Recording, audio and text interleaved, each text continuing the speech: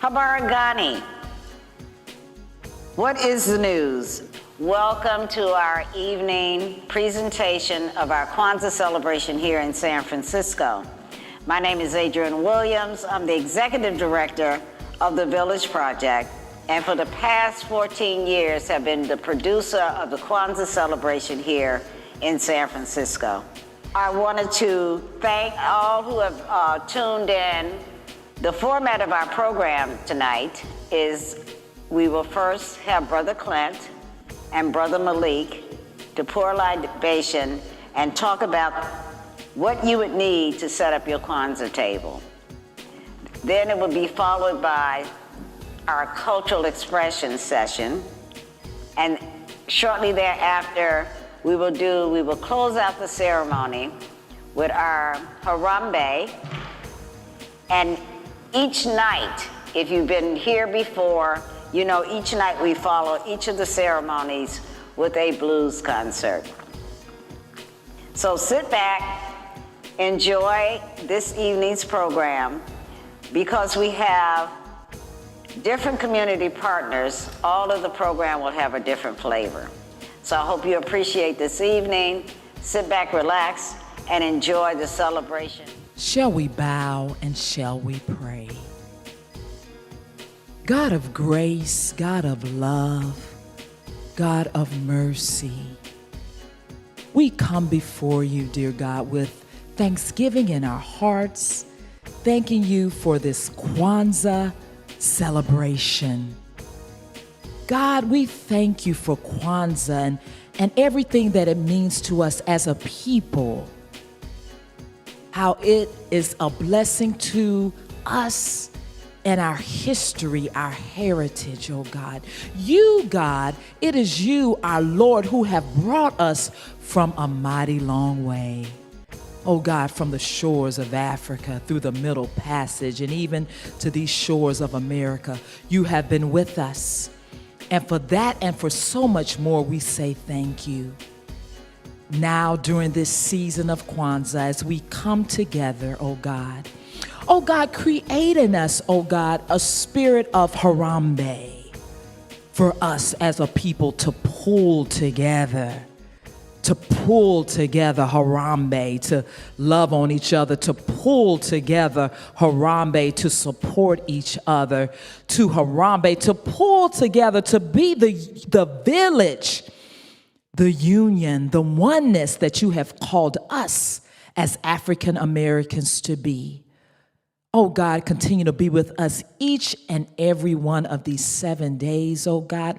May we embody these 7 principles in our heart so we can walk into it, into the greater purpose, into the NIA, the purpose that you are calling us into. Oh God, we thank you for Imani, because we know we have come this far by faith, leaning and depending totally on you. Bless the coordinator right now, oh God, Sister Adrian Williams, and all of those, oh God, who have put forth love so that this celebration may happen even virtually, oh God. Open us up, our eyes, our ears, and our hearts to be inspired by Kwanzaa, so we will forever be changed and transformed, being better people in you and of you. And so we do pray this prayer by faith, Imani, and by faith we say it is so. In you, our Savior and Lord, in Jesus' name, amen. Lift every voice and sing till earth and heaven ring with the harmonies of liberty. Let our rejoicing rise high as the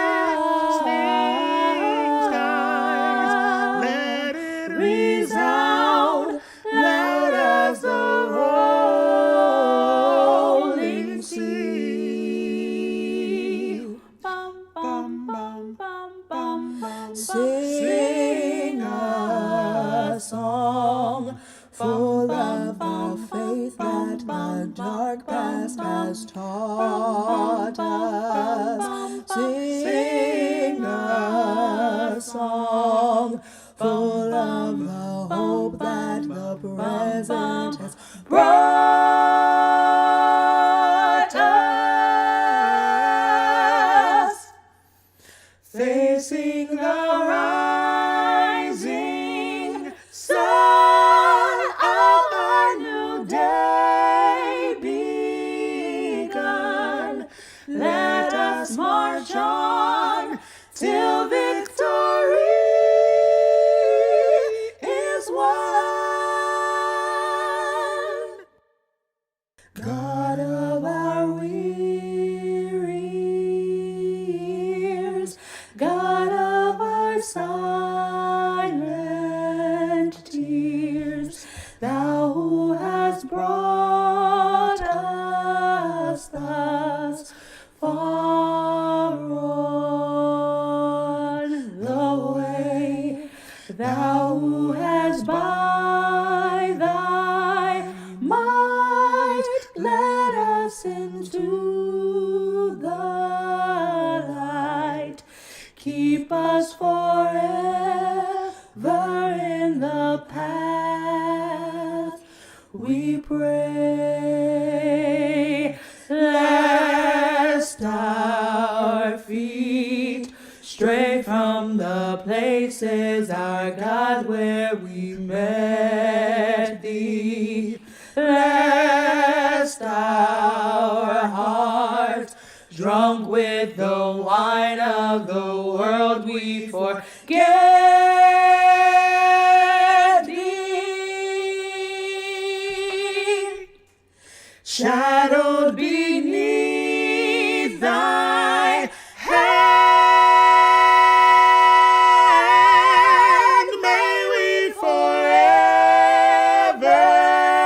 stand true to our God, true to our native land.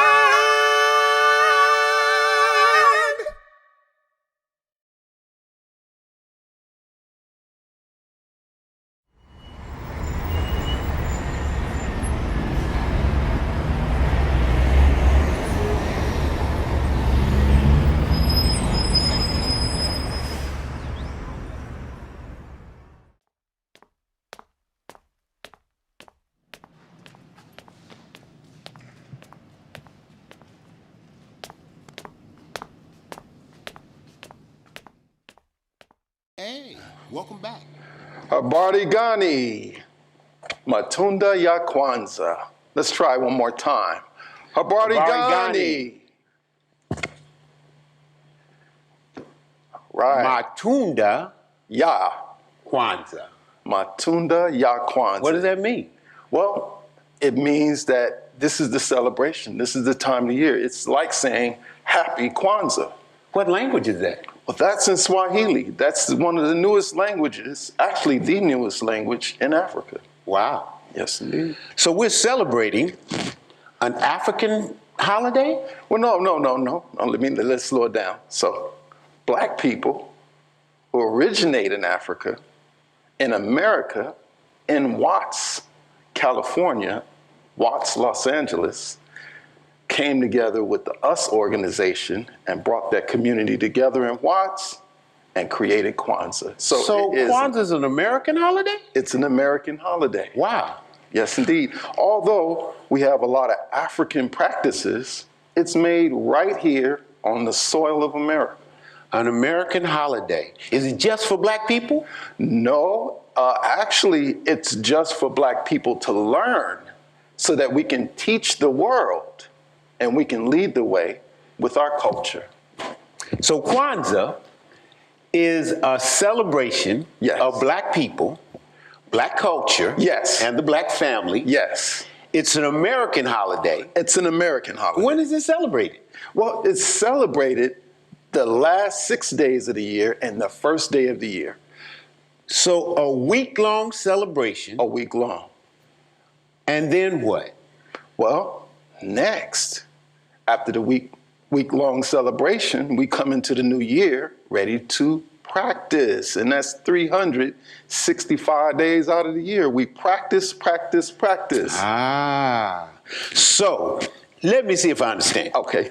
So Kwanzaa is an American holiday. Yes. Invented or founded in the 60s in Watts, California. Watts, California. By who?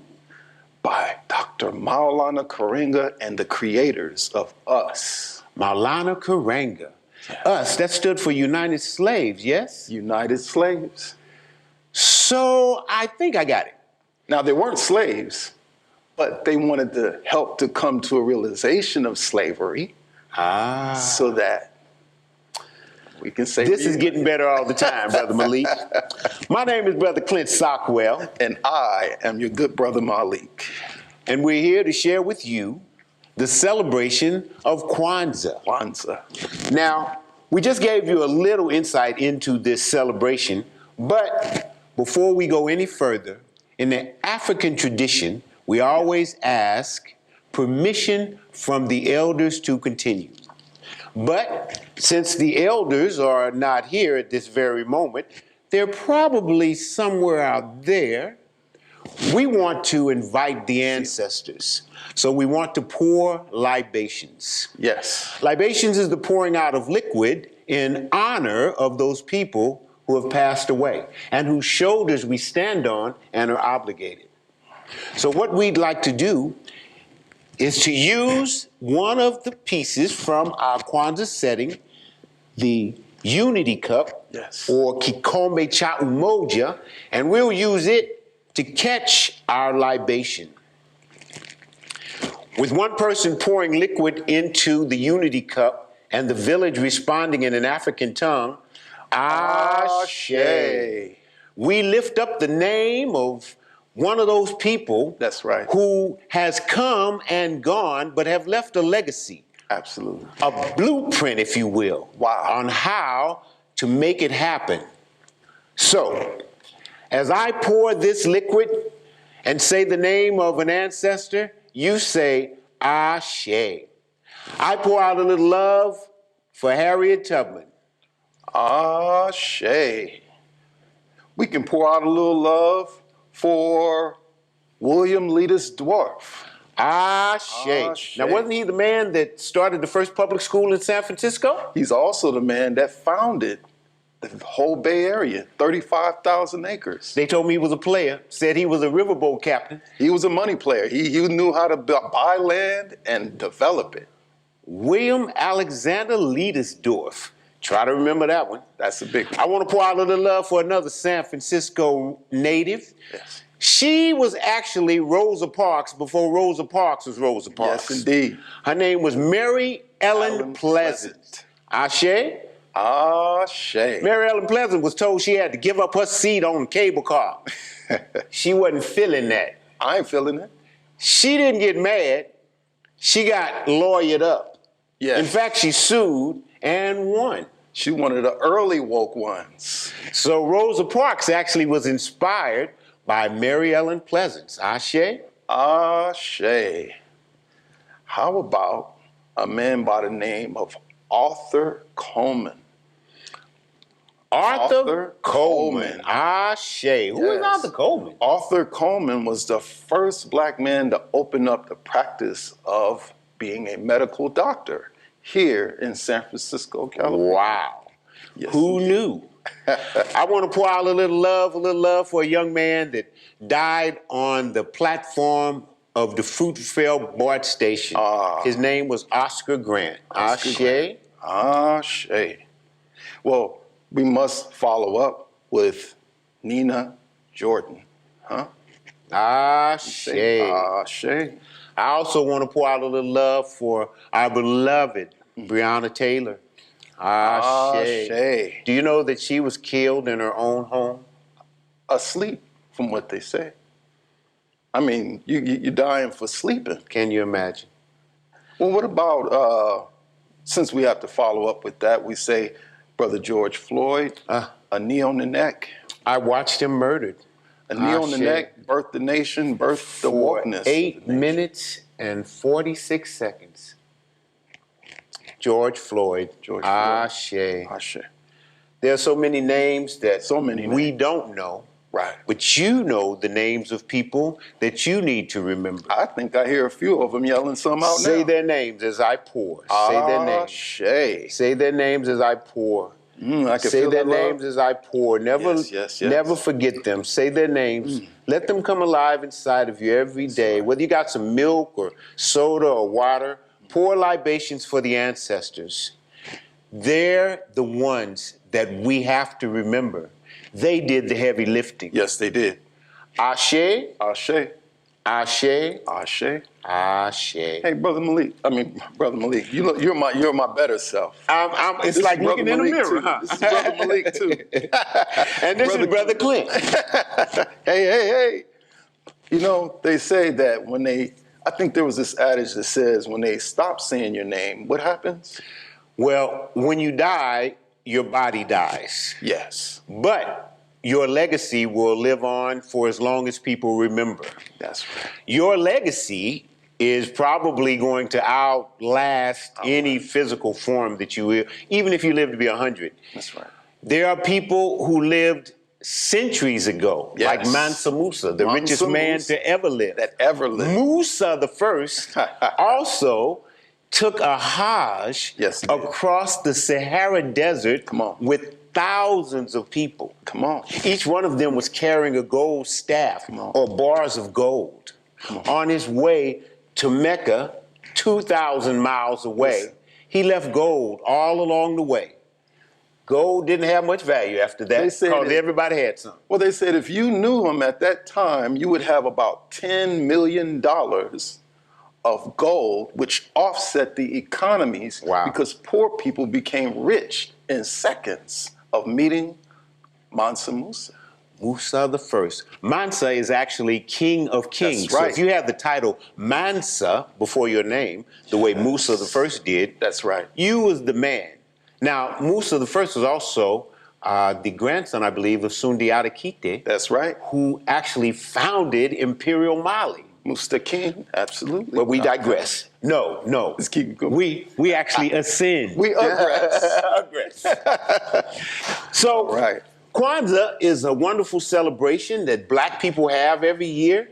And when you set up your Christmas tree, should you set up your Kwanzaa setting too? Is this like a Black Christmas? No, it's not a Black Christmas. You know, you can actually perfectly celebrate Kwanzaa and do your Christmas thing too.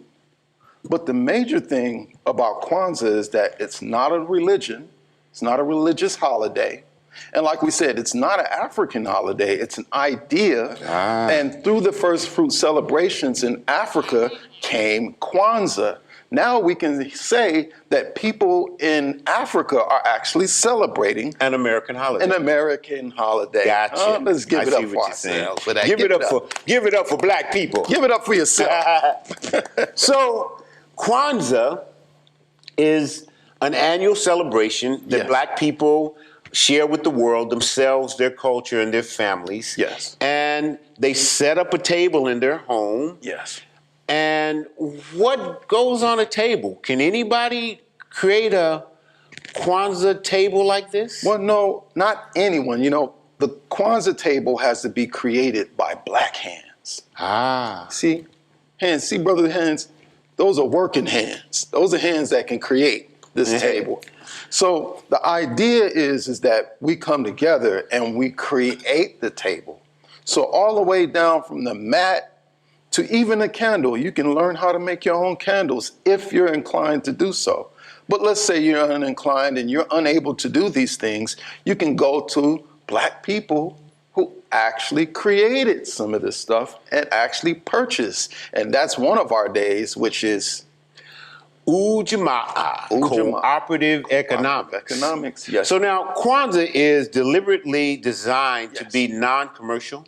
Non-commercial. So you shouldn't buy things for Kwanzaa, you should make things for Kwanzaa. Absolutely. You shouldn't think about going to Target, and I'm sure there's nothing in Target these days, but you know, you don't want to go to some huge big merchant to buy something that belongs to you.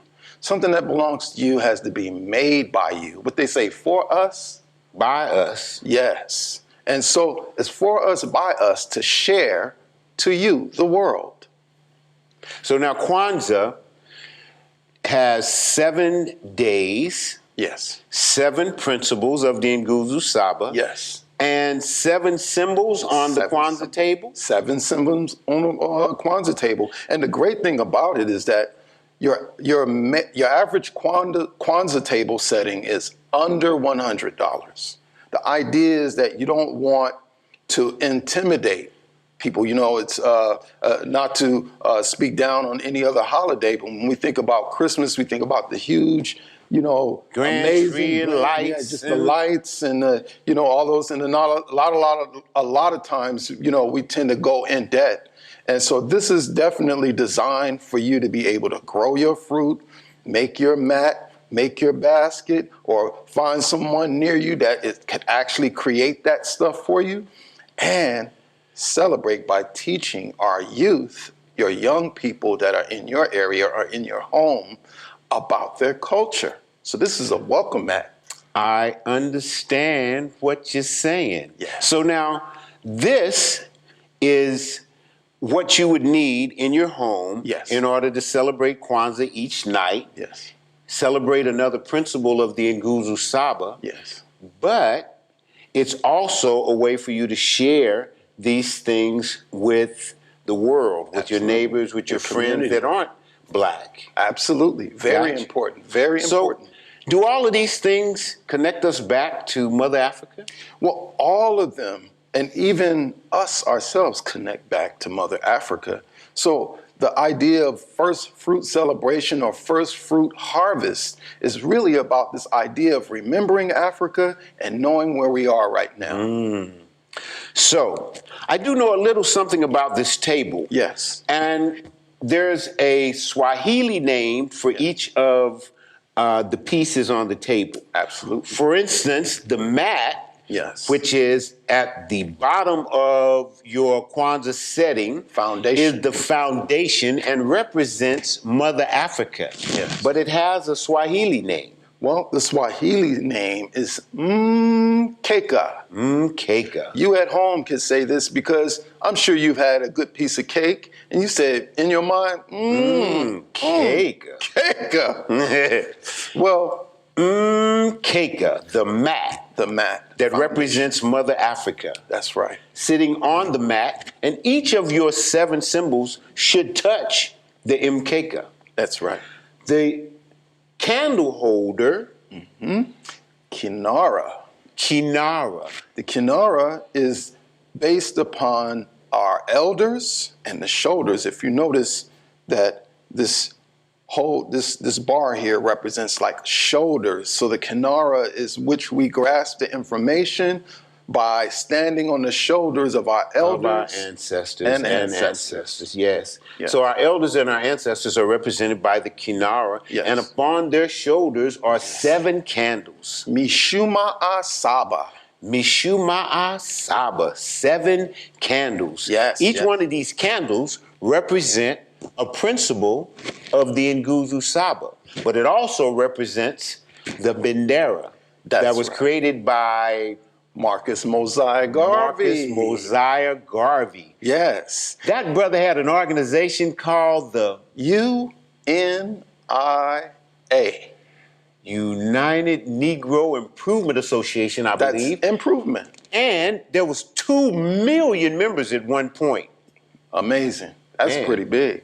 Well, the Bendera was Yes. red, black, and green to represent red, the blood, Yes. but figuratively, it was to represent struggle. The black candle Yes. represented the people, but it also represented our culture Yes. and our family. And the green candle is pretty obvious. Yes. It And represents the land, the prosperity. people, and the promises Yes. that we often put so into the red, land. black, and green, Yes. if you're standing in front of your Kwanzaa table, should go from left to right like you're reading a book. Red, black, and green. Marcus Garvey said red, black, and green. Marcus Garvey said Red, black, and green. yes. Indeed. That's 3 of the things that's on our Kwanzaa table. Yes, yes, But there's yes. 7. Well, the next one that we would go to is, since we're talking about green and we're talking about foundation, we can go to Maza'o, the crops, the harvest. And so when we think about the crops or the harvest, we're thinking about everything that we've been able to sow seeds into the earth and reap the benefits of.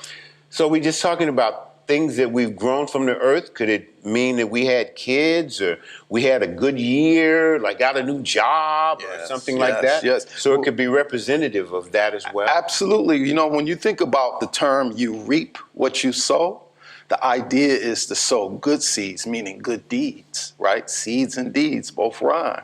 So the idea of sowing those good deeds, we actually are able to reap the benefit of our culture. Maza'o. Maza'o. Now, did these ears of corn fall out of the Maza'o, or are they representative of something? Well, they are a part of the Maza'o because it is in fact a crop. However, it's very, very different than from our deeds. This, the muhindi or vabunzi, when we say vabunzi, we're saying an ear of corn that represents our children and all of their potential. Each little kernel represents the star that they are. So each one of those kernels could turn into a stalk of corn. Yes. Just like our children could procreate from now on and give us many, many grandchildren. For eons. So the vabunzi represents the boy and the girl in your family. Yes. If you only have one child, then you would want to put 2 ears of corn to represent the male and the female energy in your house. Yeah. What if you have 8 kids? Should you put 8 ears of corn there? Well, if you've grown your own vegetables, your own fruit, you can do that, but it's better to keep it down to a number so that when you invite people over who may not be able to grow corn like you, that you can make it very simple and easy for any family, any black family can look at this and they can actually take it home and do that. Nice. Yes. Well, the thing that we already used was the Kikombe Cha Umoja. or the unity cup. That's right. Now, the unity cup could be used the way we did to catch our libation, but it could also be used with water to pour the libation. You could pour it into your plants. Yes. You could pass it around to each member of your family. They could drink from it. It could be used in any way you want to design your Kwanzaa ritual. Absolutely. And ritual means something that happens over and over. When you think about it, when you think about pouring of libations, in Swahili, we say the word timbiku. And in timbiku, what you want to do is you want to acknowledge all of those ancestors with the children so that the children can be able to remember where they came from. Man, I'm learning a lot. I hope you are too. Yeah. I hope you can celebrate your Kwanzaa this year and every year. Yes. There's one more thing on the table to make 7. Yes. And you said that Kwanzaa was deliberately designed to be non-commercial. Yes. So how would you give a gift during Kwanzaa? Well, brother, you have been a great gift to me. Yeah. You see that? And the great thing is the gift is about the people, right? So when Brother Clint comes in and we shake our hand, that's a gift. To see Brother Clint here with me, that's a gift. How do we symbolize that on the table? Well, I may put that in words and create a book out of it, or create a piece of art, which is something I enjoy doing a lot.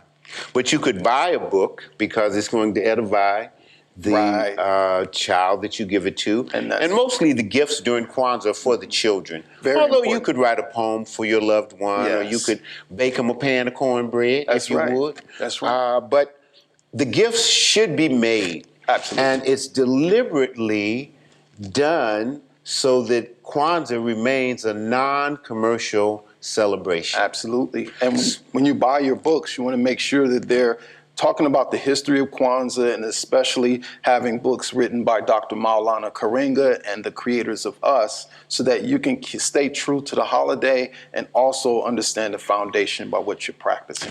Well, Brother Malik, I think everybody that wants to celebrate Kwanzaa could just listen to what we've told them, and they could celebrate Kwanzaa this year and every year if they wanted to. Absolutely. And when you practice Kwanzaa, I would give you homework. Invite someone who's never heard of Kwanzaa and share it with them, especially our Black families who are trying to figure out a way to get around Christmas this time of the year. You know, it takes a lot of money. I remember my mother worked hard to just try to put toys under the tree. And that was a beautiful gesture from her, and love her for eternity. But when we're practicing Kwanzaa, it really gives you the opportunity to, number one, stack your buns, right? Stack your money. And at the same time, have a rememberable moment. So you can take photos, and we can lead children to what we call manga, the light. We lead them to light those candles on each day. And as you light them, you'll notice that the light grows and gets bigger and bigger. There's a symbolism of the light, I think, that we can that we've been sharing here the whole time. The whole time we've been trying to tell people about the Nguzo Saba, which are 7 principles that we should light the community with. Absolutely. Because each of those principles, if we mastered just one of them, would strengthen our community beyond anything we've ever recognized. Yes. So you were talking about lighting the candles. Lighting the candles. It's done. So the idea is daily? Yes. Well, it's daily. So from 26 to the 1st of January, you would light each candle. On the first day of Kwanzaa, which is Umoja. Is there a certain way to light the candles? Yes. The major thing is, again, you're going to bring a youth up. And since we don't have a youth, I'm the youth here. Brother Clint is my elder. So what we would do is bring people, young people, to the light, and we would light on the day of unity, Umoja. Which is the black candle. Yes. On this first day of Kwanzaa, I like the black candle. Yes. For Umoja and the people. And the village says, Ashe. The next day of Kwanzaa, I guess I can do a lighting for you so that Brother Clint doesn't have to run his fingers out. Now, would we, at the end of each day, would we do a Harambe? At the end of each day, we would do a Harambe, which is let's all pull together. And that's the Jama Pamoja side, where the family pulls together. So what we would do is we would then write that next day would be red, and the next day would be green. So if we were to go from Umoja black, to Kuji Chagulia, that would be that would be the second day of Kwanzaa. And the third would be green. So we would switch from red to green to red to green. And as you do that, we would finish out the day. So let's go. So let's light the second candle for the second day of Kwanzaa, which is Kuji Chagulia. Self-determination. And the village says, Ashe. On the third day of Kwanzaa, we light a green candle because you have to struggle before you can prosper. And this would be for the third day of Kwanzaa, Ujima, collective work and responsibility. And the village would say, Ashe. The next day, we would now go, as you can see, we went black, red, green. What do you think comes next? Red. You have to struggle before you can prosper. Struggle before you prosper. That means work hard so you can get what you need. Frederick Douglass said, where there's no struggle, there's no progress. On the fourth day, we light this candle for Ujamaa, cooperative economics. That money, man. That money. And the village says, Ashe. On the fifth day of Kwanzaa, we light a candle for NIA, Ujima, which is purpose. Actually, purpose is NIA. And when we think about NIA, we want to think about our purposeful intent, everything that we do. So we're doing everything with original intent to really bring forth that energy. Yes. And the village says, Ashe. Ashe.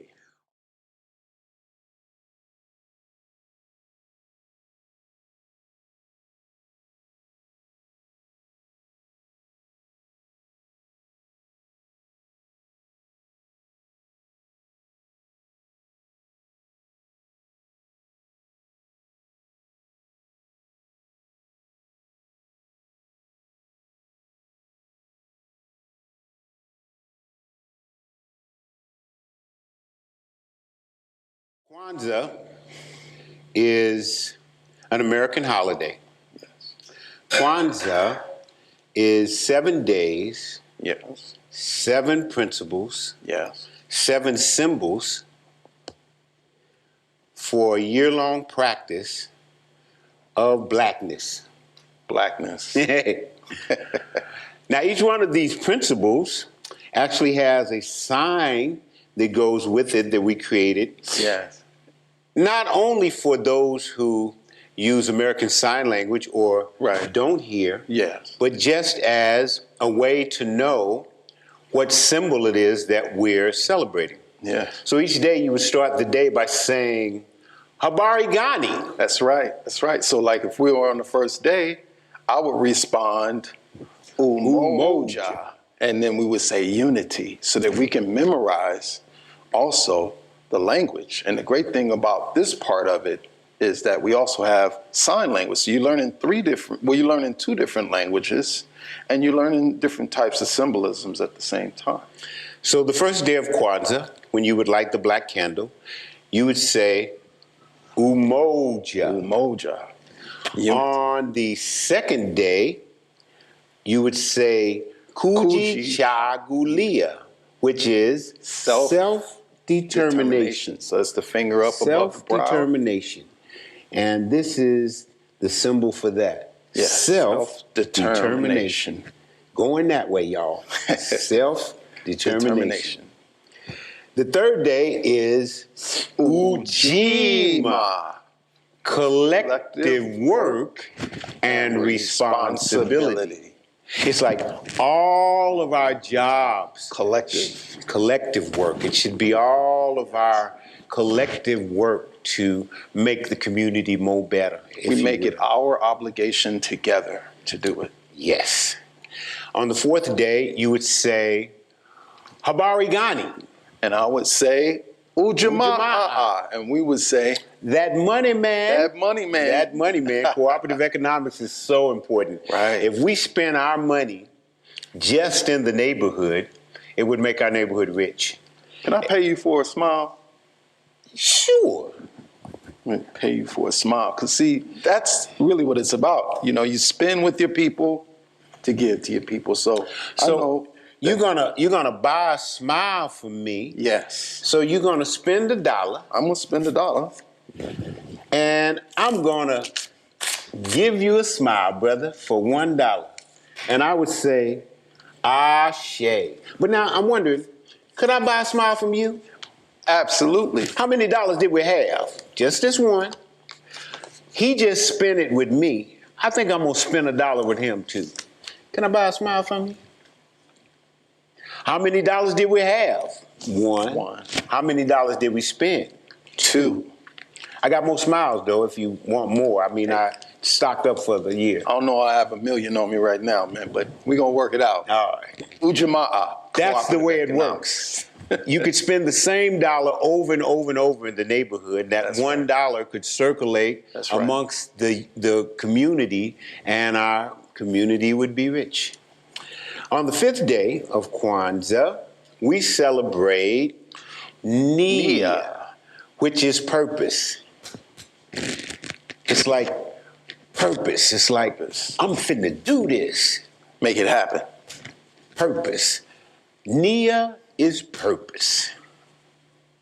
On the 6th day of Kwanzaa, which is the last day of the year, you celebrate Kuumba. Kuumba. Creativity. Whatever you can see in your eyes, Creativity. you can make it. Creativity. Or you can create it from your mind. Or just your smile could be a creation. That's right. Creativity is kuumba. And on the last day of the year, I would say habari gani. And then I would say imani. Imani is faith. Faith is what we have to have. We have to believe in our people. We have to believe in our parents. We have to believe in our leaders. Faith that this is going to be all right. There's a spirit in me that's saying somebody forgot what Ujima was. Ujima It's collective work and responsibility. That's what the whole That's what it's celebration about. of Kwanzaa. But it's also about unity. And that's the whole celebrated Kwanzaa. That's true. But you know what else? It's also about us spending our money with each other. In the right way. In the right way. Yes, indeed. That's a good point. Mm-hmm. It's a very good point. Brothers and sisters, we have been blessed with a new day, smiled upon with another opportunity to better ourselves, to strengthen our families and support our community. Recite, if you will, in Nguzu Saba, the 7 principles. Umoja is unity, and that's the way it should always be. To build and maintain unity in the family, nation, and community. As a people, we need to get together and share our blessings. That's the way it should always be. Umoja is unity. Kujichagulia is self-determination, you see. To define ourselves, name ourselves, create for ourselves, and speak for ourselves. Kujichagulia is self-determination, you see. I need freedom to define my own goals so no one has to speak for me. Ujima, collective work and responsibility to build and maintain our community together. Your word is mine, my word is yours, whatever. Let's take responsibility for our past and what our future's gonna be. Ujima, collective work and responsibility. Ujamaa, cooperative economics. That money, man. To build and maintain our own stores, our own shops, our own businesses, getting props, sharing profits, feeling fine. I'll buy your goods, you buy mine. Believing people come before profits do. Power to the people, to the me, to the you. Ujamaa, we must understand that money, man. NIA is purpose. Like a little girl's name. To make our collective work the lifting and building of our community so our people can rise to our traditional greatness. We are social beings and we must work together, our hood. But NIA's purpose, so it's all good. Kuumba is creativity. To do always as much as you can in the way that you can. So the community we inherit is more lovely than it began. Enhance the world. A flavor from you, a taste from me. Kuumba is creativity.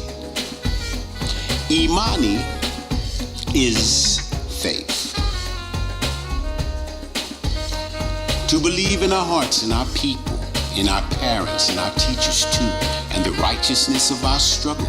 Believe in the power of you. Selectively honor our leaders. Forever encourage the young with Imani, with faith. Repeat, umoja. That means unity. Kujichagulia, self-determination. Ujima, collective work and responsibility. Ujamaa, cooperative economics. NIA, purpose.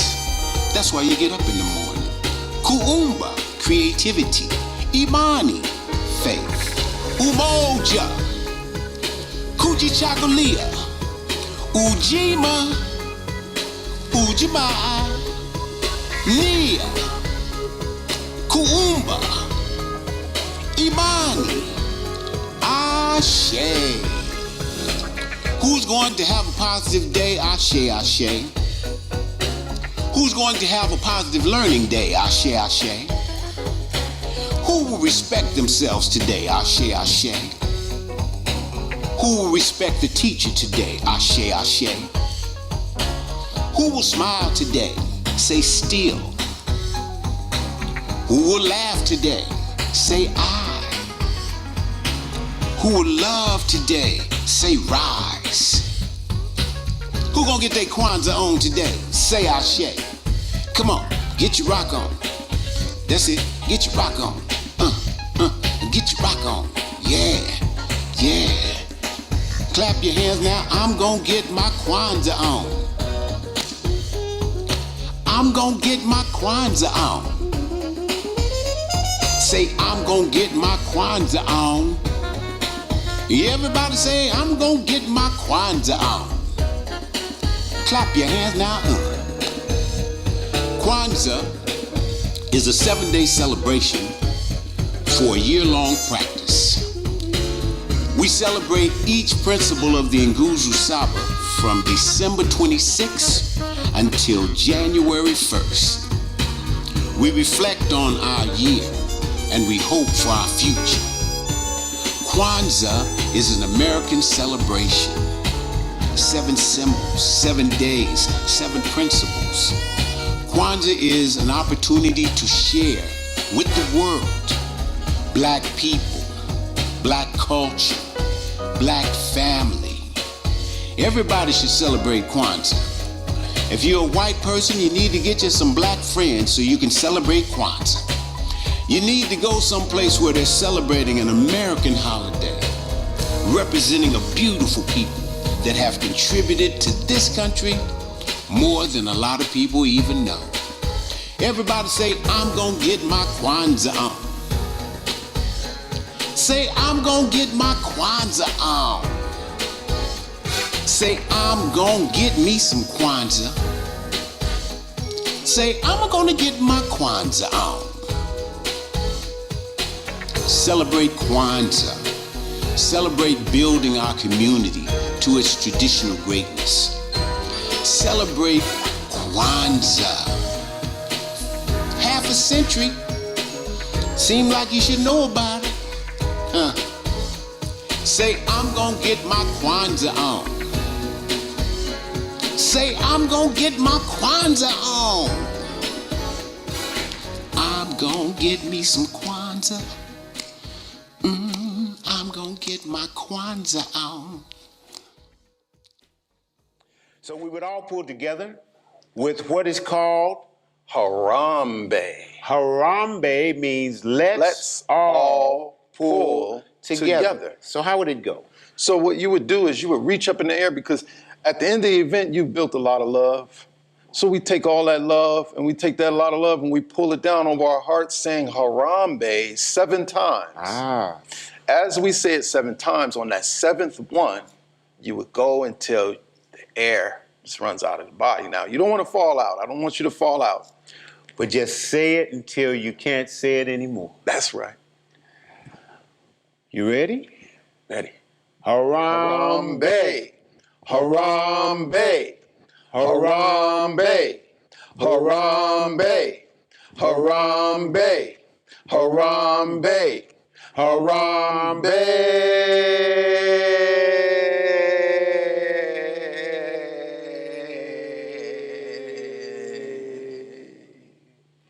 Let's all pull together. Let's all pull together. Let's all pull together. Let's all pull together. Let's all pull together.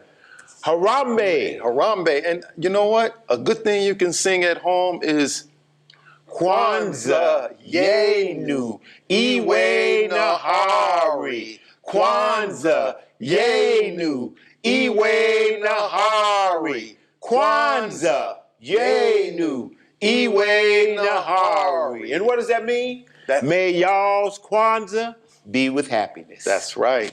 My name is Brother Clint Sockwell. And I am your good brother Malik Seneferu. And this is the celebration of Kwanzaa. Peace. Abadigani, welcome to this, the 5th day of Kwanzaa, co-presented with the Museum of the African Diaspora, known as MOAD, and the San Francisco Public Library. My name is Dimitri Broxton, Senior Director of Education at MOAD. Today's principle is NIA, which means purpose. We must live our lives with purpose. We must have and work towards our life's goals and aspirations. This is the only way that we can move forward collectively. We hope that you enjoy today's special program that we've prepared for you. Peace and blessings.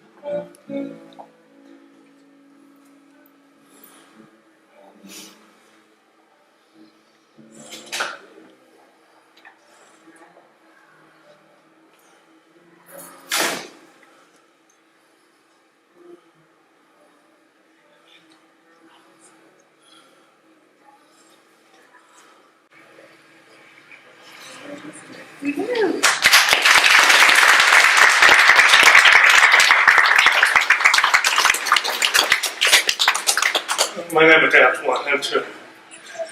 I'm completely deaf, if you didn't know that. The energies that's around me tell me what's going on with the rhythm I feel. And the energy that you give me, yeah, I can't hear at all now. I do the hard of it. I'm completely deaf. So I hear things, but others don't hear about. Yeah, it's my superpower. These are the people that are big influence in my life. Yeah, especially Oakland. Because you follow your community, you follow your art, and you follow the people. And everyone who I am today, no discrimination of loving myself. You know? So I'm going to teach you a few styles. If you put your hand like this, this is fire. You gotta flick it a little bit. If you do like this is wind, air. You do this water. You can feel that. What do you think, Earth? Close. Go here, make it solid. Put it in, and go Earth.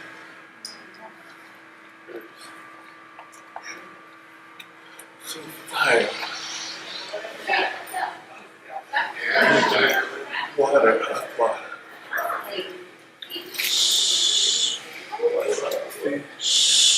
Wind, air. Beautiful. And earth. Cool. We're going to go around.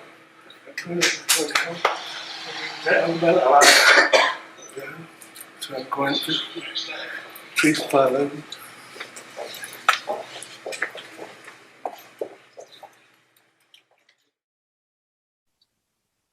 The first poet I would like to introduce is Ayodele Nzinga. Ayodele is the founding producing director of the Lower Bottoms Players. She is the founding director of the Black Arts Movement Business District Community Development Corporation in Oakland. Nzinga holds an MFA in Writing and Consciousness and a PhD in Transformative Learning. Work for the page includes Saarland Oracle and The Horse Eaters, published by Nomadic Press, a narrative inquiry into performance pedagogy, work in Vision magazine, 2 volumes of the Journal of Pan-African Studies, 14 Hills Journal, Magnolia Journal, and in the anthologies Environmental Terrorist and Say It Loud, Museum and Library at Oakland, California. Nzinga is a Cal Shakes Artist Investigator Alumni, a Helen Crocker Russell Arts Leadership Fellow, and a member of the Alameda County Women's Hall of Fame. She is recognized by the August Wilson House as the only director in the world to direct the complete August Wilson Century Cycle in chronological order. Welcome, Ayodele.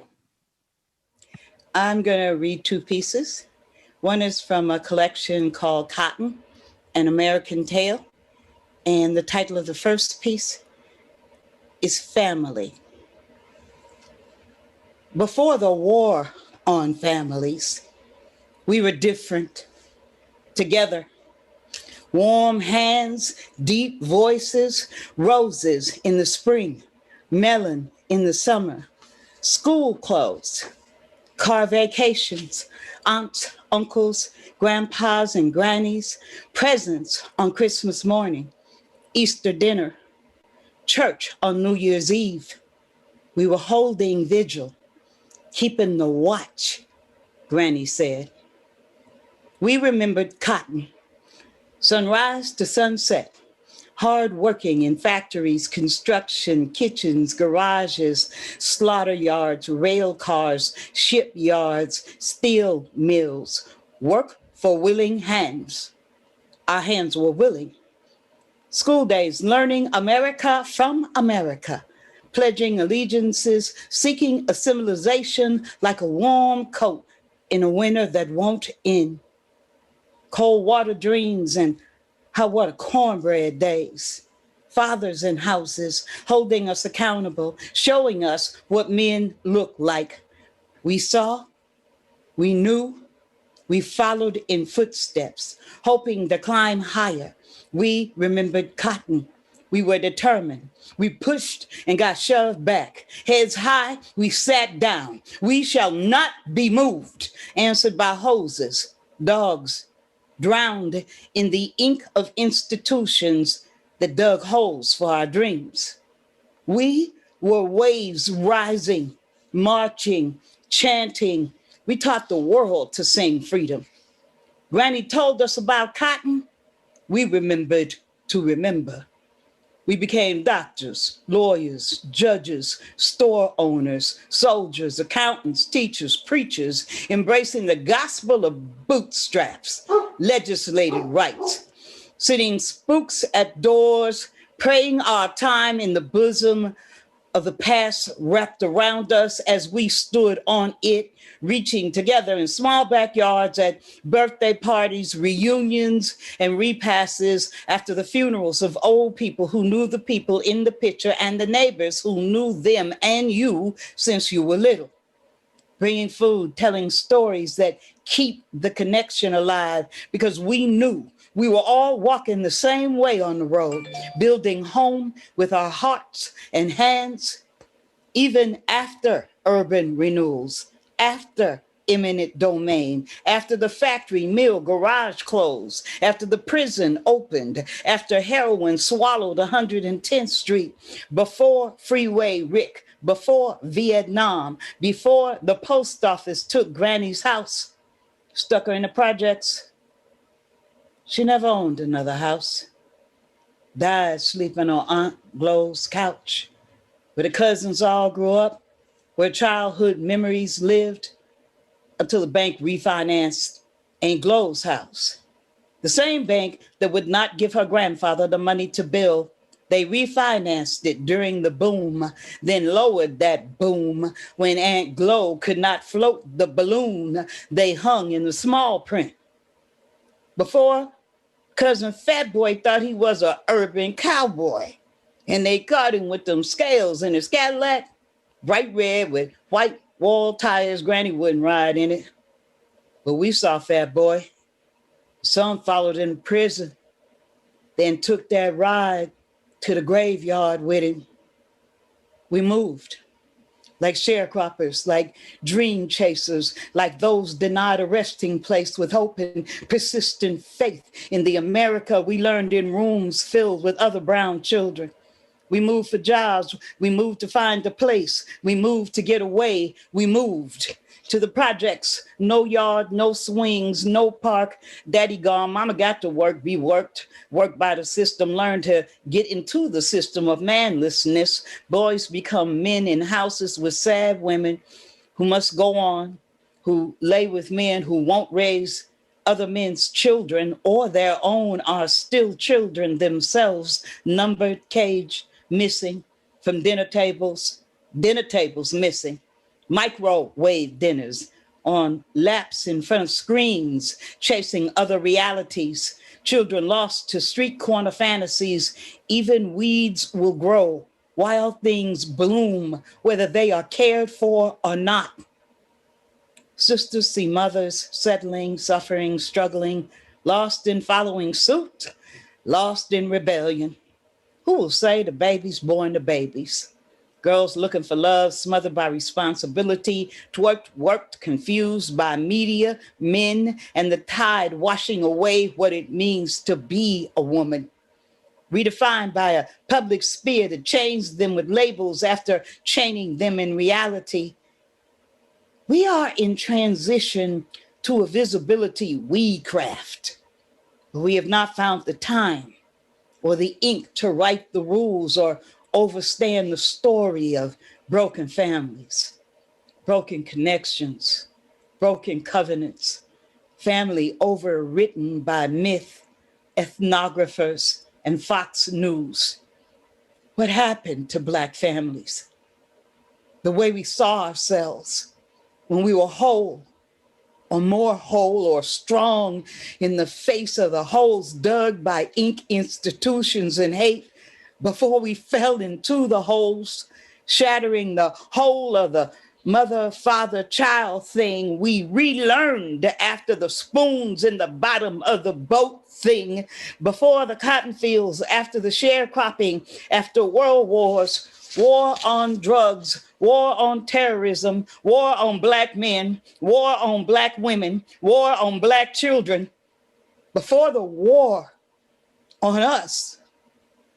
We remembered cotton. We were different.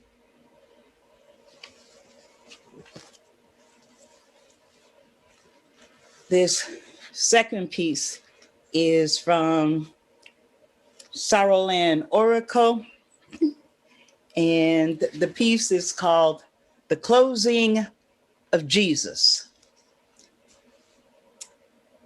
I saw Jesus breakdancing on a corner in West Oakland. Right before the banks came the still black folks home. Now see, that must have been a warning. He was beautiful, homeless, funky, dust flying from his dreads as he contorted himself into shapes that defied reason with syncopation that was undeniable, beating out the truth in a dance to the times. Jesus.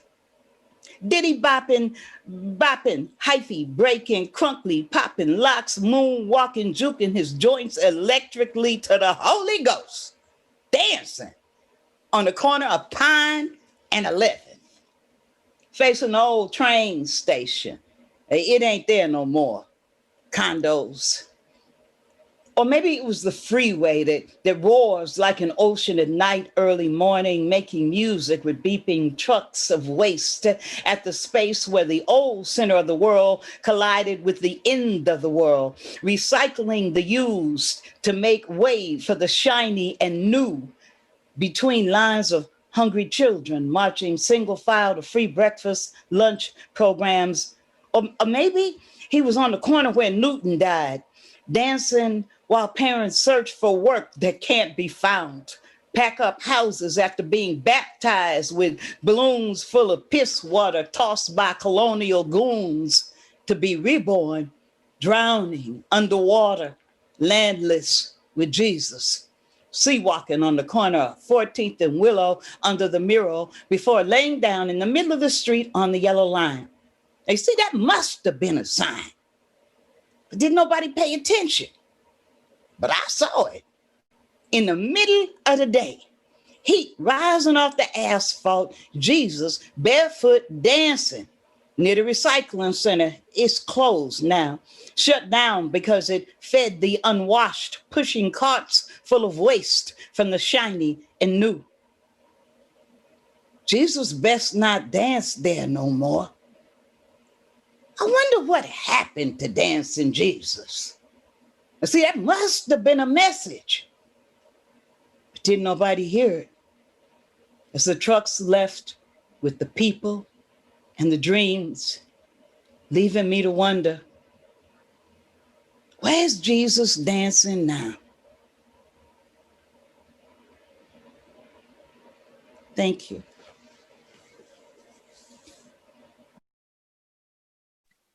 Next up, we have Stuart Shaw.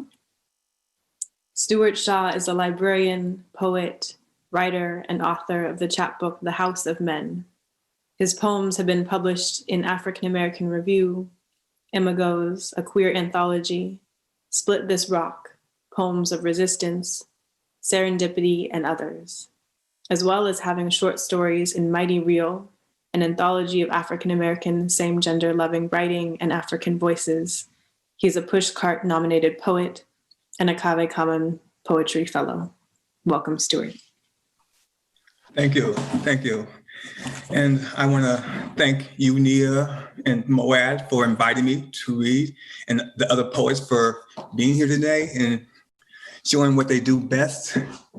I'm like in awe. And I want to thank also San Francisco Public Library for putting this on my old library. So thank you. So my first poem I'm going to read is from my chapbook, The House of Men.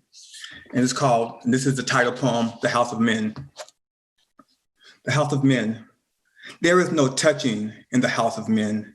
just wrestler moves, power takedowns, no touching, no removing of veils to tenderness. I am embattled, trained in the ways of slipping touch, trained by a skilled general in the war against gentle stroke and caress, and of binding the wound before the cut. The tongue and the eye and the heart can lie, deceive the senses into believing they are real. How many times hath he said, I love you, just to disappear? How many heartfelt gestures turn to dust after midnight ardor? This house of men is bankrupt, has no doors or windows. We all sleep on barren floors, face to back, enslaved to dreams of doing as signs of love, doing as gift, more powerful than the touch that seeps through the bone to spirit, to DNA, healing, lineage. The house of men sits in light, full of praying hands, coated with grief, praying to become doctors, fakirs, psychic healers. The house of men is filled with boys, with babble, the talking outside of the line, of hollow speech. The house has age, but no wisdom, age, but no men inside. Always morning, never afternoon or night. Just men begetting boy, begetting men. Second poem I'm going to read is also from my chapbook. It's called Daddy Sings Us Goodbyes. 1, he mixed rhythm and blues with his gin, stirred it until it was a party. Caught catfish on Fridays, swam through ditches on his way home. Daddy, through breath hot from Lucky Strikes, told his mama when he left home the first time, "You still my girl." Told mama when he got home the second time, "Baby, you still my girl." 2, he is memory, sepia-toned, hands reaching down out of nowhere to collect me. He is ghost, haunting walls and dreams, an occasional family picnic. 3, Daddy thought he was Otis Redding as he sung with the radio that was perched on the top of the refrigerator, wanted to taste the red clay layered in the music, wanted to be reminded of home, the honey cloistered in the soil there. His dreams made him forget us for moments and hours, got him lost in his souring cup, turned his inside black and rebellious. 4, and mama, us kids waited, maybe for the real Otis to slip in behind Daddy's singing, come and lay hands on tiny heads napped like Bible verses, ease us into light, keep Daddy happy when he wasn't singing, or maybe when he was. And my next few poems, I've been working on some poems that deal with the African-American men and women that were killed by the police. And so the next few poems are actually poem from the grave. And the first one is called Petrichor. In memory of Laquan McDonald, shot and killed by police 10/20/2014. The asphalt smells like life after death. Walk home without smelling, hearing the evaporating sighs and then virgin tears, La Llorona, a mother's dreaming sorrow, a mother's cut veins, Hathor's bone marrow. Stay home out of my drying puddles. Stay home and safe. Cover your eyes, the ears. Stay home off the unsafe sidewalks, knowing after the rain, there will be nothing to see but the smell. The horror movie villain that kept on coming, shot 16 times, dripping through your streets, will be gone.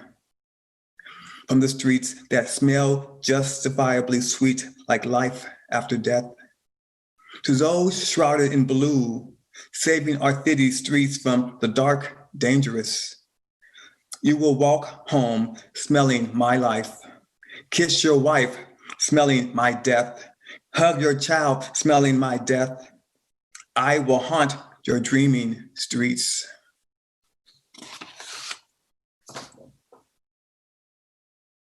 They shoot Black girls, don't they? In memory of Charlena Lyles, killed by police, 6/18/2017. They assassinate Black girls on sidewalks, in homes, in overly fertile wet dreams. Eye their candid swagger, lick dry lips around white, frenzied passions. Hate when their gaze isn't returned. Black girls become pariah, blow up under incendiary and explosive words. Black girls become shamed for carrying the baggage others admire. Black girls heavy with life, with new life, die too. A 2-for-1 special. Then it's photo op time when a 2-year-old, knowing nothing of death, climbed up on the dying Black girl body and dresses up in her blood. Black girls sing nursery rhymes, cautionary tales as they die, can still feel the weight. Black girls lose their minds waiting for death.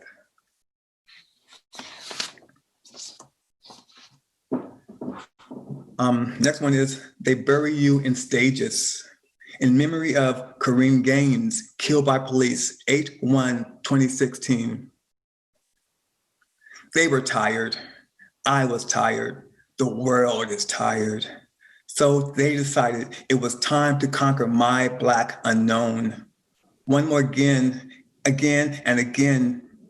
They wanted to kill me, to hollow me out to nothingness. They had no reason to enter, no reason to step through my boundaries, none. But they are always trying to invade Black spaces, kidnap from me that which I cherish.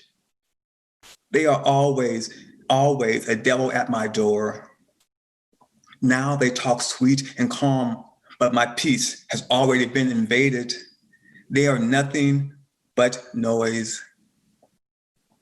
My Black body, each curve and corner already used to trauma and having its freedoms taken away. My Black body no longer pliant, bendable, is primed for battle. I am just tired, and they hurt my baby, who just wanted to be near his mama, just wanted something to drink, juice, not milk, definitely not bullets and scars. Even in death, I am still frightened for him. They had no warrant to enter, to injure, kill, yet I am here, my blood heavy with lead and regret. They bury you in stages. First your honor, then integrity, then your sanity, before they throw the dirt. Being Black in America is trauma. Being Black and a woman is death. They wanted to misplace my song, misplace me again. Wanted my death, so I came prepared to protect my anger, my good name, my place in the world. But life is a hallelujah, a Hosanna, a praise song to ancestors, a kid's song singing you to sleep. Won't no one make my Black life song a dirge or a death march. And 2 short ones here. What little Black girls are made of. 3 large garnet yams, 8 tablespoons, 1 stick butter, 1 cup granulated sugar, 3 large eggs beaten, 1/4 cup canned milk, 1/2 teaspoon real vanilla extract, 1 teaspoon ground cinnamon, 1 teaspoon ground nutmeg.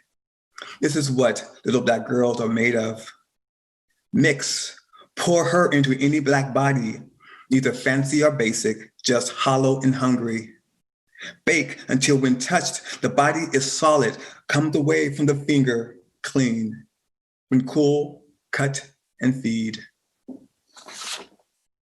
And my last is, Black boys are made from scratch. 1, hand delivered to the world, kneaded, rolled, and proofed.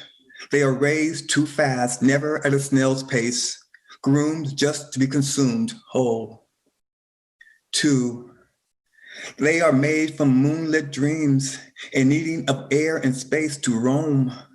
Not the kennel runs of puppy mill dogs wagging their tails toward freedom. This is what Black boys are made of. Thank you. Carla Brundage is a Bay Area-based poet, activist, and educator. Born in Berkeley, California in the summer of love, Carla spent most of her childhood in Hawaii, where she developed a deep love of nature. She's the founder of West Oakland to West Africa Poetry Exchange and is a board member of the Before Columbus Foundation. Her poetry, short stories, and essays have been widely anthologized and can be found in Hip Mama, Literary Kitchen, Lotus Press, Bamboo Ridge Press, Vive, and Notch Literary Magazine. She holds an MA in Education from San Francisco State University and an MFA from Mills College. Her most recent project is co-editing a collection called Colossus Home, which features poets from the Bay Area in solidarity with Moms for Housing and advocating for housing justice. Thank you. I want to say happy Kwanzaa, and I wanted to welcome you into my kitchen, which is where I am doing this reading from. I have my setup already. We've always celebrated Kwanzaa in my family. So I'm going to start with a poem I wrote just recently, reflecting. It's called Angela. I was a hippie child when Angela Davis strode tall in glittering golden alongside Stokely Carmichael. I can only remember there was a lobby, a beautiful tiny book. I a Virgo, she in age of Aquarius, pictures of miniature Renaissance castles, peasants working in fields, a 10-point plan. We want decent housing. Angela spent what seems in my memory a long time with me that night. She told me many secrets about equality and decent education and ending police brutality through astrological signs and fairy tales. I fell in love with her that night. She signed my book, which I may still have. Later, I grew up and studied about her in college, read her books, and became conscious of myself as a Black woman in America. In my early 20s, I had a chance to see her speak at an event in Oakland. I was so excited. I rushed backstage to meet her. I wanted to remind her of that quiet night in Honolulu in the 1970s. But when the moment came, my words were lost.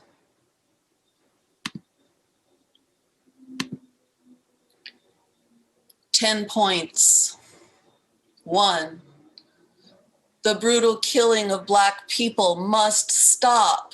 2, children are not meant to be hungry. Give them freedom. 3, schools that teach self-determination and community. 4, employment is a right, not jails. Close them and stop police. 5, wars of aggression that support unjust laws in this land. 6, we need bread, education, just peace, control of news. 7, technology should make healthcare completely free. 2, we, 8, demand prison reform and reform to so-called crimes under unjust laws. 9, to carry arms to protect ourselves and power to determine. 10, our destiny is not robbery by capitalists, but unity. Now I just want to read the 7 principles of Kwanzaa.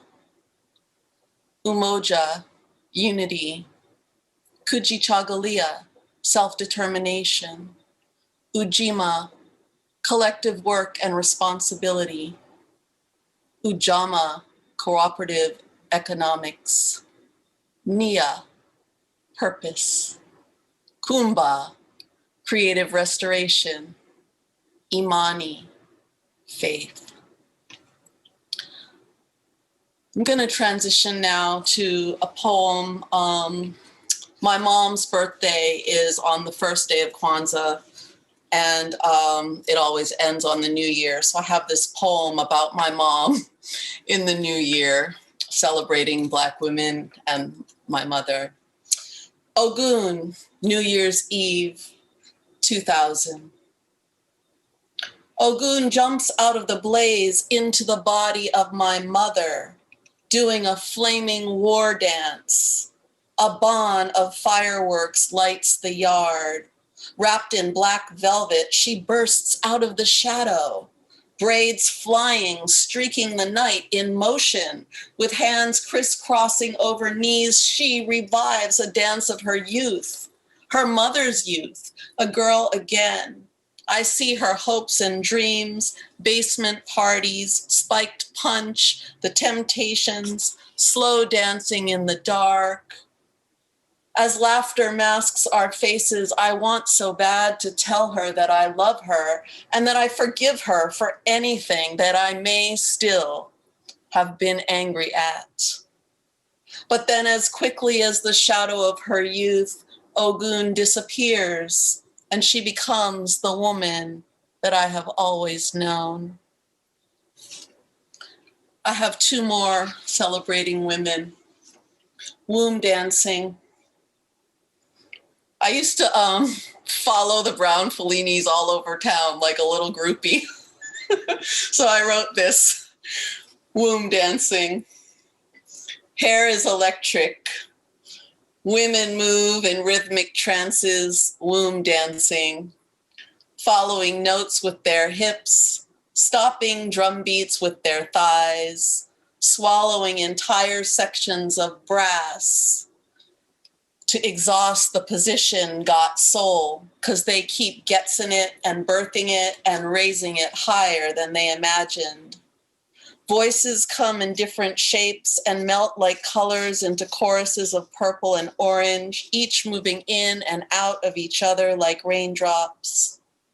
While we women move in the warmth of raining notes of bass beat blues and reds until the saxophone calls them back. And they float upwards, clouds of color into the sky, gathering old spirits and giving them new life. And my final poem is going to be dedicated to my daughter.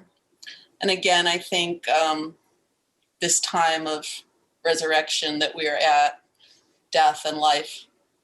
Asha. According to one Yoruba language dictionary, Asha means life, and in another it means amen. I've also been told that in Hindi it means hope. Asha. Can you push again? Hell yeah, and I did. Out past my vagina, past the pain where she lay in the ring of fire, helping me, pushing too, for her life. Hard, labor, panting, screaming, groaning, needing everybody there to help me. And you, Asha, life, hope. I wanted you so bad it didn't matter if it hurt. What was pain? Can you push again? Hell yeah. Hold on, baby. You are coming out now. Hurt? Did it hurt? No, not like the pain I can only imagine if someone tried to take her away. Not like the stabbing pain that would be your blood if you hurt her. Asha, I never want you to hurt, never. But I know it is impossible, unfair for me to protect you.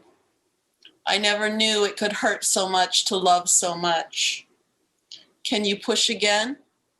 Hell yeah. And I did. Thank you.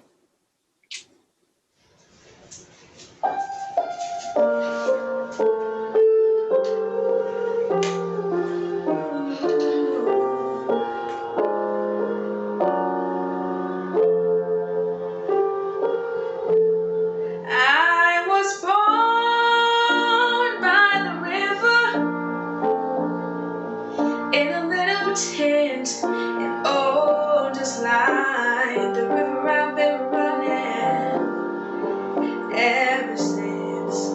It's been a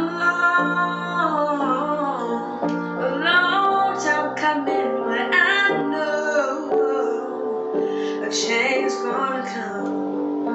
Oh, yes, it will. It's been too hard living, but I'm afraid to die.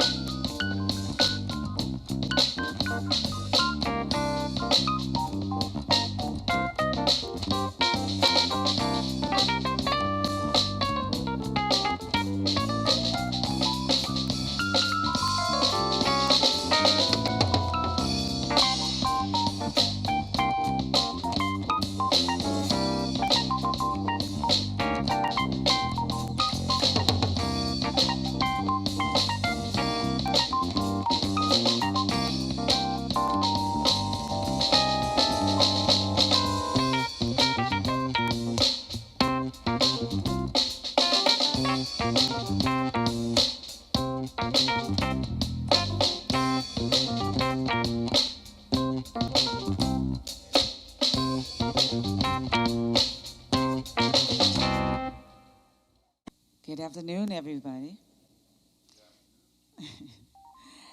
We are Funk Star. We have Daryl on drums, Skip on bass, and Osha on keys. And my name is Regina, and together we are Funk Star. We want to say Happy Kwanzaa. And we're going to play a few songs for you.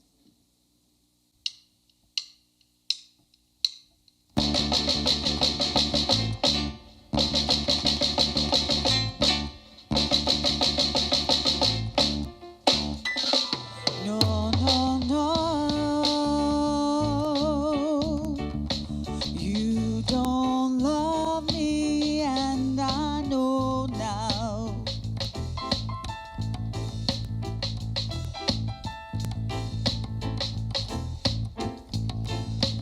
No, no, no.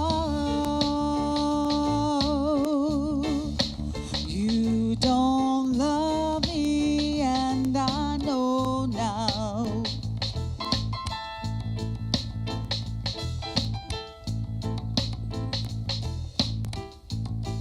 Because you love me, baby, and I've got no place to go now.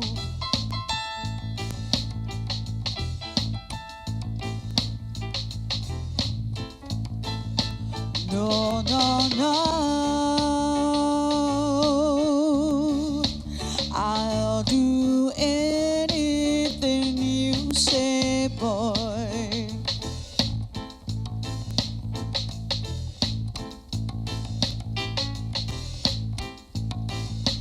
No, no, no. I'll do anything you say, boy.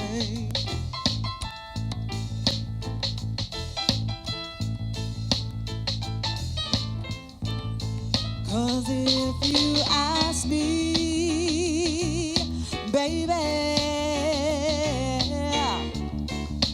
I'll get on my knees and pray, boy.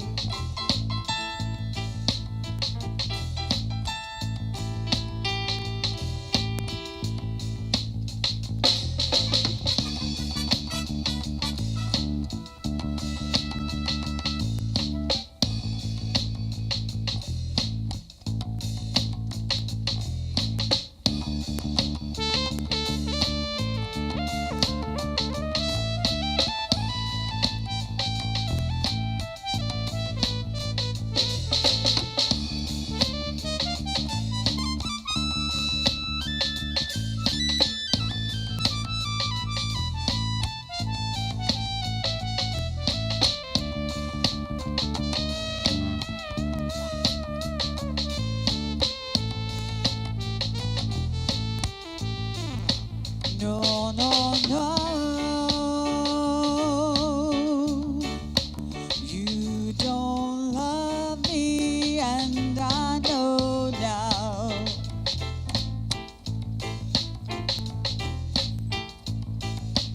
No, no, no. You don't love me, and I know now.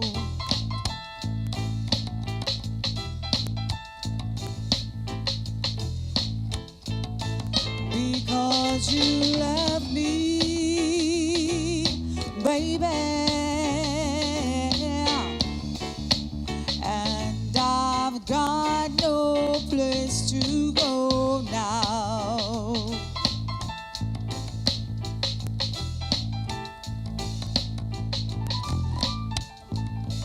Because you love me, baby, and I've got no place to go now.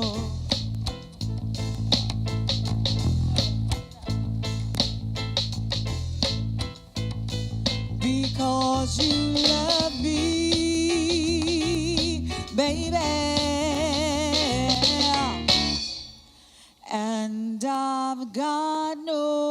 place to go now.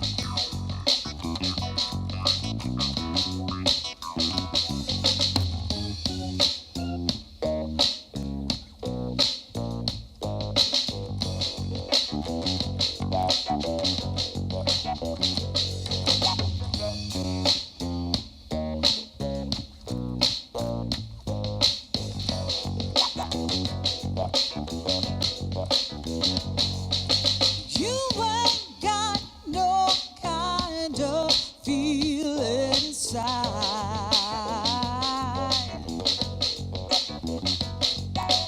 I got something that will sort of set your stuff on fire.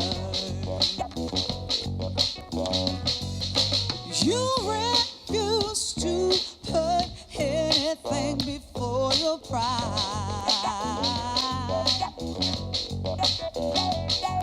And what I got will knock your pride aside.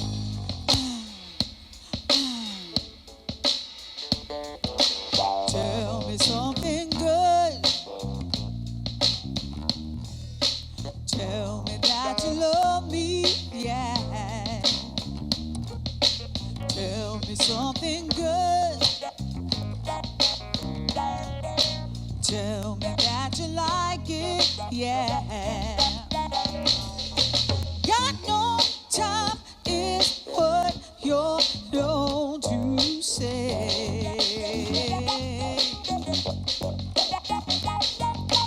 I'll make you wish there were 48 hours to each day. The problem is you ain't been loved like you should.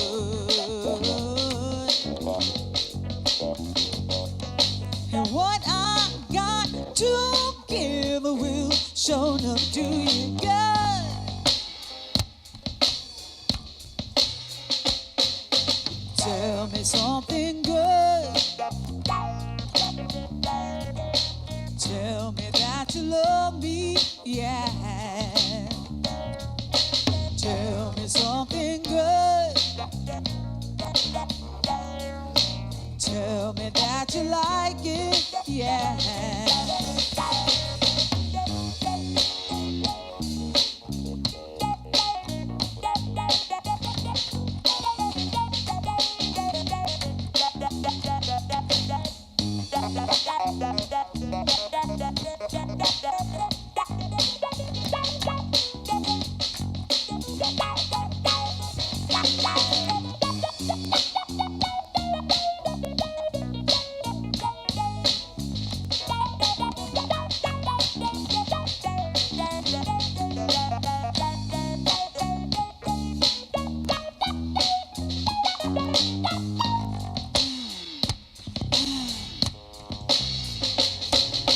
Tell me something good.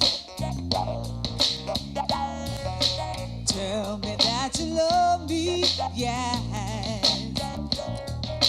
Tell me something good.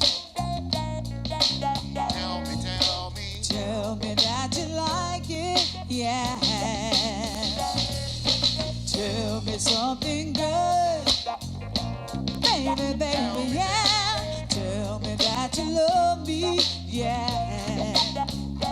You got to tell me something good, yeah, yeah. Tell me that you like it, yeah. Tell me something good.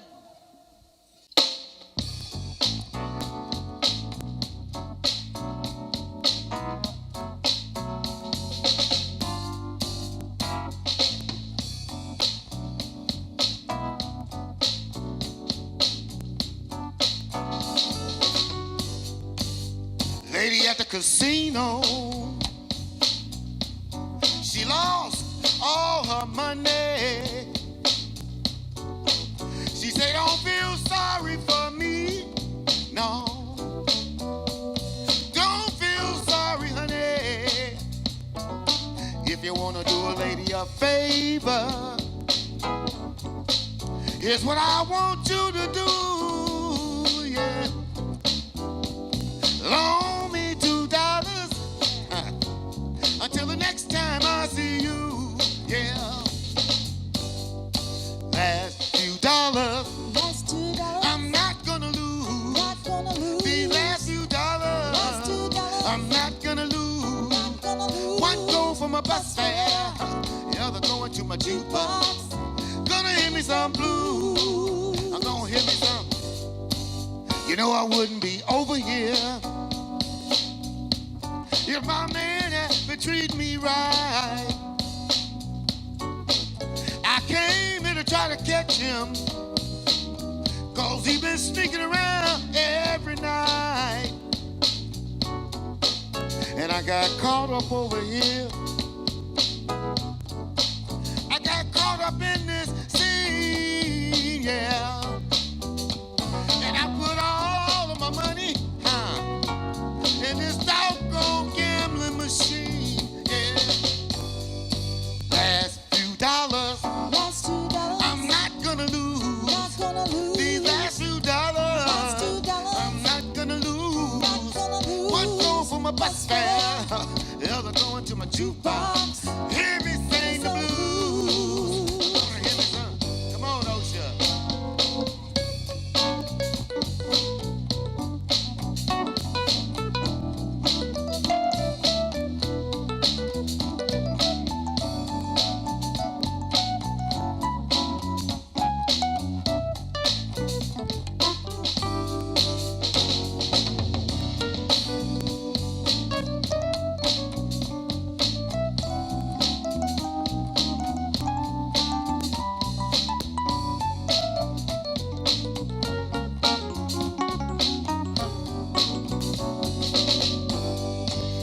Lady at the casino, she lost all her money. She said, don't feel sorry for me, no. Don't feel sorry, honey.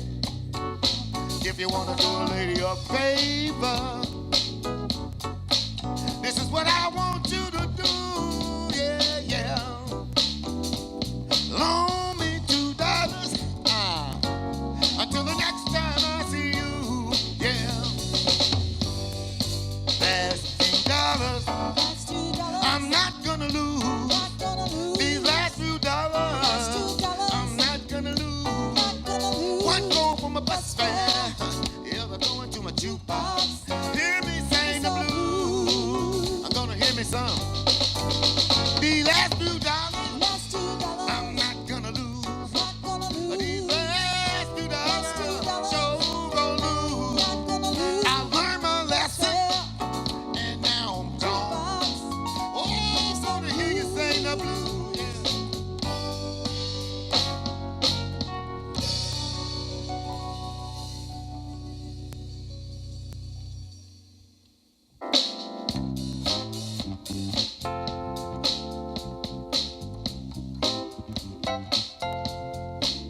oh, Lord, have mercy.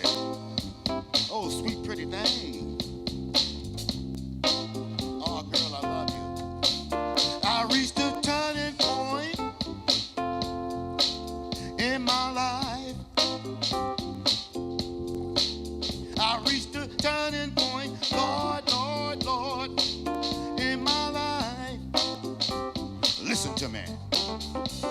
I used to stay out all night long. I used to do a whole lot of wrong. And I don't know where I'll end up if that sweet thing had come along. If that sweet thing had come along. No more fooling around for me. Finally settled down. I reached the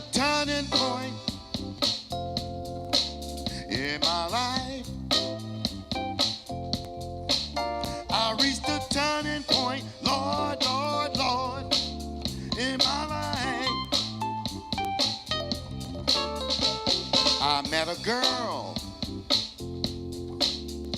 She's 1 out of 110. She don't get excited, no, no. Those slick talking men. She's a whiz around the house, neat as a pin. I got a hole in my socks, I got a hole in my shirt. Sweet thing she'll mend. No more staying out late for me. No more narrow escape. I reached the turning point in my life. I reached the turning point, Lord, Lord, Lord, in my life. Should-a-doo, yeah. Should-a-doo, oh Lord have mercy. Should-a-doo, oh love you girl. Should-a-doo.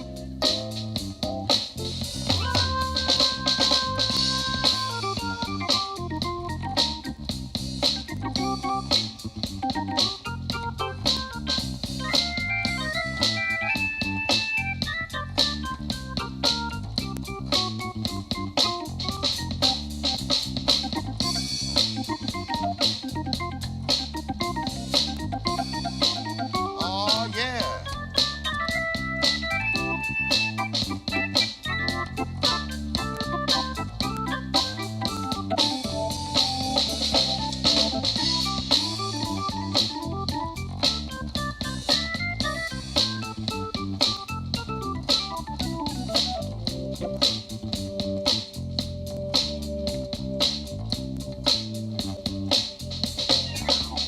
Reached a turning point in my life. I reached a turning point, Lord, Lord, Lord, in my life. I used to stay out all night long. I used to do a whole lot of wrong.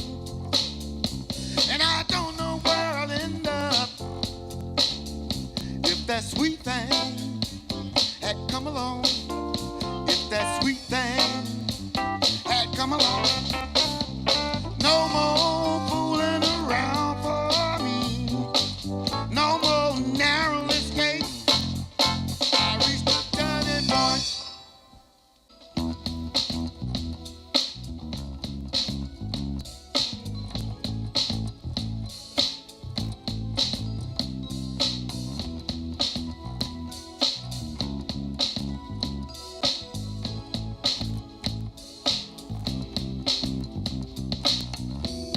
When I wake up in the morning light and the sunlight hurts my eyes, it's something about morning light lays heavy on my mind. When I look at you and the world's alright with me, just one look at you and I know it's gonna be a lovely day.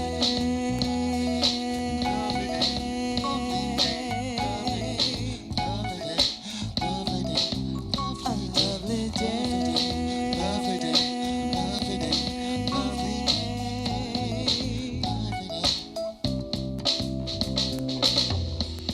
When the day that lies ahead of me seems impossible to face, and someone else instead of me always seems to know the way, then I look at you and the world's alright with me. Just one look at you and I know it's gonna be a lovely day. Lovely day.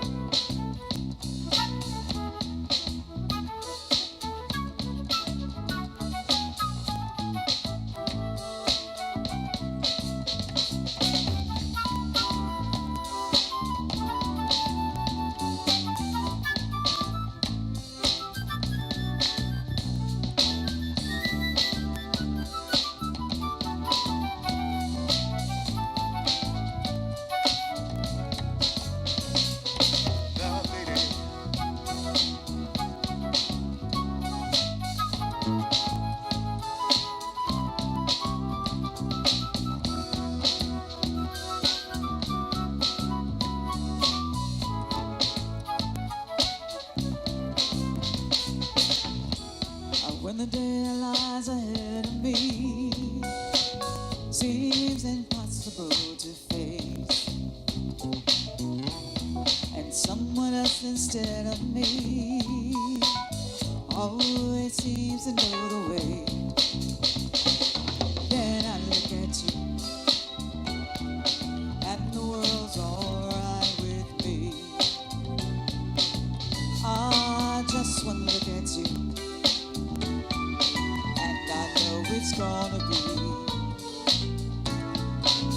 a lovely day.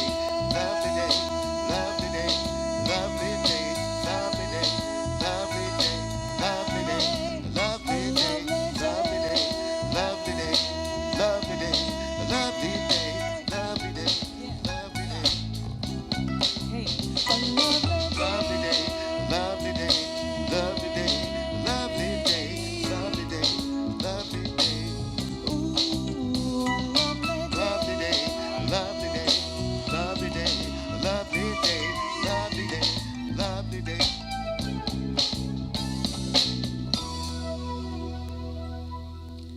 Right.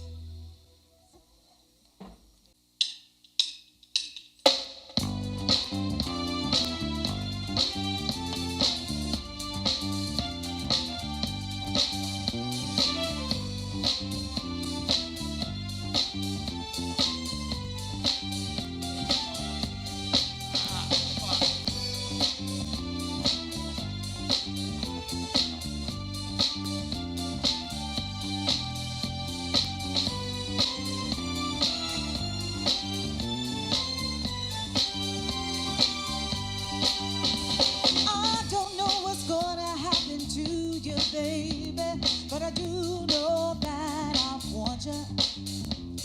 You walk around this town with your head all up in the sky, and I do know that I want you. Let's dance, let's shout, Shout, shake your body down to the ground. Let's dance, let's shout, shout, shake your body down to the ground. Let's dance, let's shout, shout, shake your body down to the ground. Let's dance, let's shout, shout. shake your body down to the ground.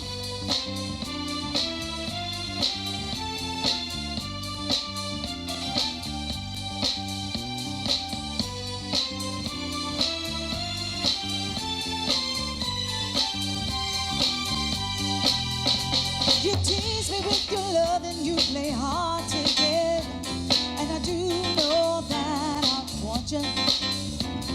You walk around this town with your head all up in the sky, and I do know that I want you. Let's dance, let's shout, Shout, shake your body down to the ground. Let's dance, let's shout, shout, shake your body down to the ground. Let's dance, let's shout, shout, shake your body down to the ground. Let's dance, let's shout, shout. shake your body down to the ground.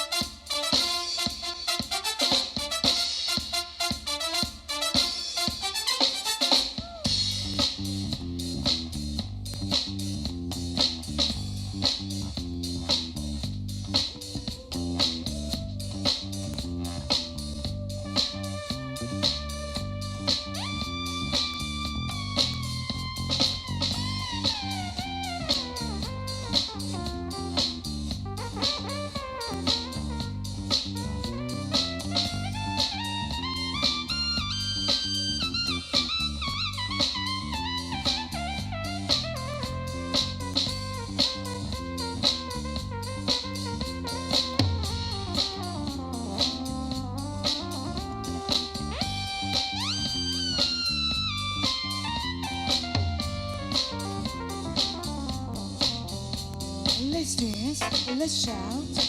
Shake your body down to the ground. Let's dance, let's shout. Shake your body down to the ground. Let's dance, let's shout. Shake your body down to the ground. Let's dance, let's shout. Shake shake your body down to the ground.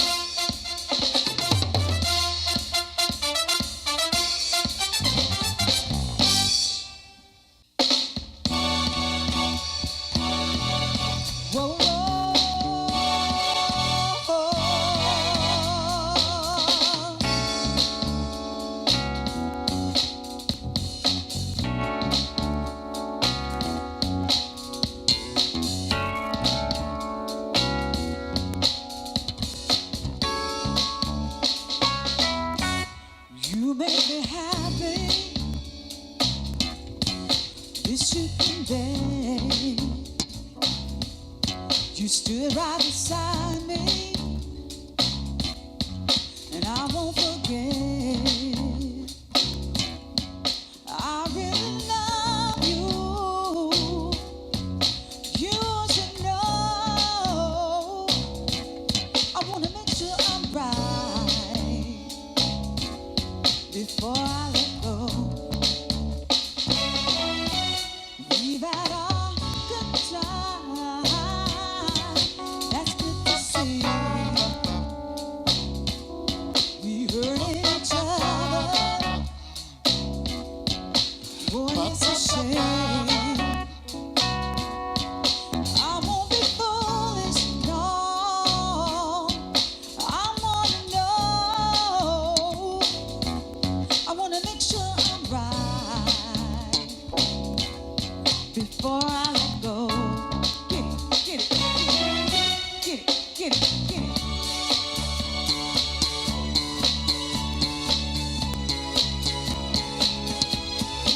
You owe us nothing, nothing, nothing I would not do. Oh, before I let you go.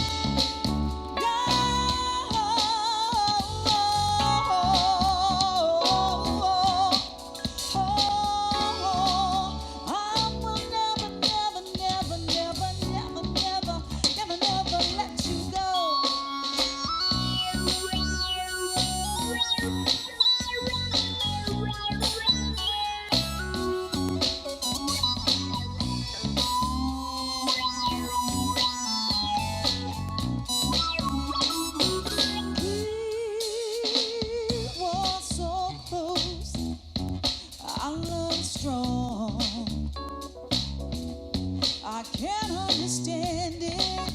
No, where did we go wrong?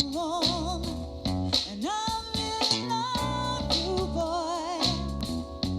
I wanna know.